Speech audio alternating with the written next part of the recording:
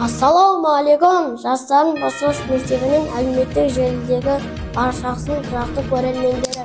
Армысыздар, ақпарат теңізінен маржан сүзген тағампаз қауым. Бүгіннен бастап мектебіміздің әлеуметтік желідегі барлық парақшаларынан телевизиялық үлгідегі маңызды жаңалықтарды ұсынамыз. Қапы қалмай қарап жүріңіздер. Иә маза, тәуекел етіп бастайық, қобалжымайық, саспайық, ал сіздер баға беріп ұсыныс айтыңыздар, қолдау білдіріп, жаңалығымызды жалпақ жұртқа таратайық. Жобамыздағы алғашқы жүргізушілер 3-ші А сынып оқушысы мектеп үздігі Мансұр.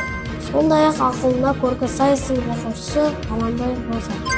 Мектебіміздің алғашқы жаңалықтарын бастайық. Мектебіміздің білікті маманы Ибраева Жанна ұстазымыздың педагогикалық идеялар фестивалі деп аталатын конкурстың қалалық кезіне қатысты. Мегаполистің әр мектебінен келген білім додасына ең үздік педагогтер қатысып, нәтижесінде 3-ші орын иеленді. Шымкентте білімдер бәсекесі өтті.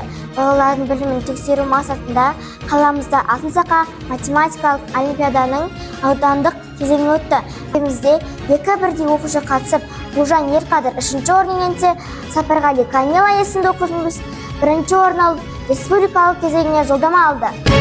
Естімеген елде көп. Мектебіміздің қарапайым қазақ ару емес 5 жастарын 2-ші мәдір деп аталатын сайыс өтті. Қарашаның 4-ші жұлдызында әр сыныптың үздік атанған аруларымыз бақ сынады.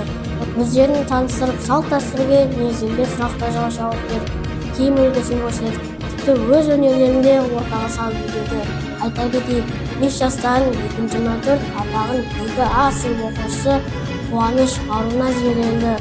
Солар сайысының қалай өткенін көргіңіз келсе, төмендегі парақшалардан көре аласыз.